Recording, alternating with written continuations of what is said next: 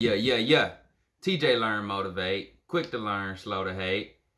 Objective of today's video, I'm going to share my method for securing a job before you move to Atlanta. So I did a video previously on how I moved to Atlanta, a lot of things you might want to know before you make that decision. This is specifically how to secure a job before you move down here. Reason being, I talk to a lot of people who want to move, but they haven't been able to find a job yet. A lot of times that's the biggest thing keeping people from making that leap. So this method, it can be applied regardless of your career field, regardless of your background. If you're an entrepreneur, if you're a consultant, if you're an employee, it doesn't matter. You can apply all these same general principles and it will work the same. Like I've mentioned, I have a career in B2B software sales, but I also have another career in the field as an independent contractor, and I use this same method to really hit the ground running as soon as I got down here. I didn't skip a beat as far as finances with, which is unusual. So let's jump into it. First, please take a quick moment to like the video, subscribe to the channel. The reason I say that, the more you do that, the more other people will see this video who need the knowledge and who need the help. So thank you in advance. Take a second to go do that. Let's get into it. So my process for moving to Atlanta, I had a 4-month timeline. 4 months. All right? It didn't take several years or this whole thing. It was 4 months. March, I decided I was moving to Atlanta. My lease for my loft was ending in July that year, and I was determined to really move before that so I didn't have to trap myself into another lease or a risky subletting situation. So March and April, I spent time really visiting and understanding the city, researching the job market. I found out it was the 4th in the country at the time for tech companies and tech startups. Researched the different neighborhoods, talked to friends and family down here to figure out like where I should think about living, cost of living, rent prices. And you can check out my other video for details on that type of stuff, where to live, how to make all that happen. May, I started applying for sales executive and sales manager opportunities at different tech and software companies. Now I'm gonna get into my method, the job finding and job searching method. Warning, I went hard as fuck. I went hard on this one. This might be the hardest, craziest job search you've ever heard. So I'm gonna jump into it. First things first, I built a spreadsheet to track my efforts. Since I knew these were gonna be extensive efforts, I knew this was gonna be the world's most expansive job search. I created a spreadsheet, and I'm gonna show you the spreadsheet and go through it as I do this. I applied for 16 jobs on May 3rd alone. So I say that again. May 1st I said, okay, I'm gonna start applying for some jobs. May 3rd, I applied for 16 jobs. And you can see that on the spreadsheet. I was determined. I was dedicated. My method made it easy to find and apply to several jobs all in one day. It's my method. I'm gonna call it the Motivate method for now. I'm gonna give y'all some templates and make videos. More that gets into it, but it's the Motivate method.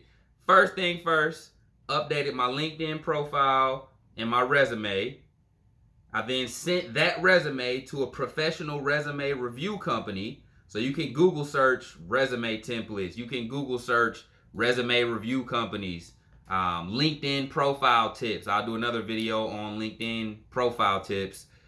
But you can Google search all of that. I then started searching for job openings I was interested in on LinkedIn and on Indeed. You want to download both of those apps if you don't have them and you're looking for a job. You want both of those apps.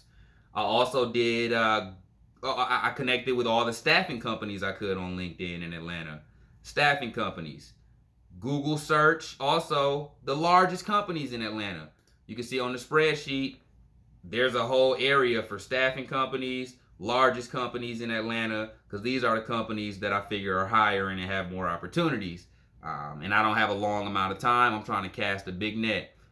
After I did that, I connected with every single person on LinkedIn who I felt could add value to my job search.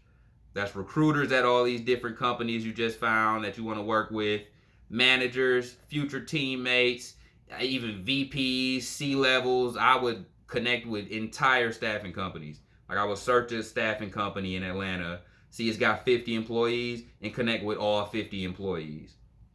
Because I just want to be on everybody's radar. That's how you put yourself on everybody's radar. LinkedIn has a method, I think it's called Quick Apply, unless they changed it, where if you got your resume and your profile set up, you can literally just click a job opening and apply to it with just one click, and it'll pull all your information. Indeed has something similar. Use that. After I applied for a job, I emailed or direct messaged on LinkedIn the relevant contacts after I submitted that application. So you might submit an application and it says hiring manager is Judy Smith. All right, well, I'm getting on LinkedIn, I'm finding Judy Smith, I'm connecting, and I'm letting her know, hey, I just submitted an application for the XYZ opening. I'd love to set up an interview or a time to talk. Getting right to it. This sets you apart from everybody else who's also putting in applications. It's a competitive market, and you gotta be ready to compete. Once they start replying back to you, I made sure I was ready to reply as fast as possible. You need to be ready to reply quick. Keep your phone on you with your notifications loud and on. You also need to be ready to travel.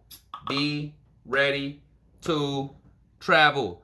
It's already hard for these companies in another state to take you serious, to take you as serious as other candidates, because you're not here. We might hire you for the job and you just say, oh, I think I'm gonna stay here. It was hard to get down there.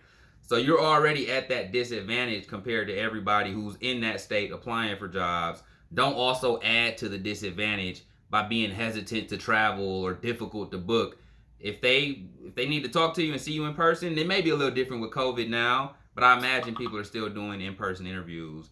You need to have your schedule open and available with an ideal time frame for when you want to set up interviews, so whenever they ask, you ready. Also need to have your money ready. Traveling, moving, costs. It doesn't cost as much as people think, but there is some cost associated to it. So you can see on the spreadsheet again, from May 3rd to July 10th, I applied to 67 different openings. I will say that again. From May 3rd to July 10th, I applied to 67 different job opportunities. It wasn't because I wasn't getting offers or interviews. It was because I wanted to make my net as big as possible. Again, I come from a sales background. That's a very common sales strategy. Make your net as big as possible. If you want to close one deal, you need to reach out to 100 damn people, and hopefully you can get 1 or 2 or 3 of those, depending on what your close rate is. That's what I was on. That's the application piece, and kind of kicking off the conversations for these opportunities. The next piece is the interviews, right?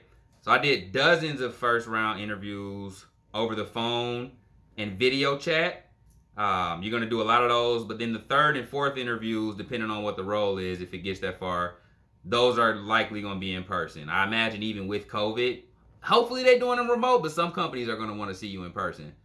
So June is where I started doing my interviews. I timed it where I scheduled as many interviews as possible over a 2-day span. I completed 5 final interviews within a 2-day span. So I came down here for Thursday, Friday, Saturday. I said Thursday, Friday, I'm interviewing all day. It is going to be my job to be interviewing nonstop. 5 final interviews, casting that net as big as possible. I also took time to set up as many apartment showings as possible. You want to look at your places, areas, neighborhoods, get acclimated, and then take time to go out and enjoy the city. I went out, ate, drank, laughed, had fun, explored. I'm gonna be living here in a few months. Let me get comfortable. Finally got an offer. It was mid to late July when I got an offer. I actually started selling all my furniture out of my apartment before I even got a job offer, because I knew it was happening. I believed in myself that much and had faith that God would carry me regardless. I also knew my net was so big. I've applied to damn near 70 jobs. it's very unlikely that I won't get an offer soon. So I ended up accepting one of those offers, made that move. So here I am a few years later making this video, trying to teach other people how to do it. So hopefully that helped. Good luck. Thanks for watching. Please subscribe, like, comment, share. Again, the more you do that, the more people get to see this video and get this help, get this knowledge, get this game. I appreciate it. Y'all holla at me.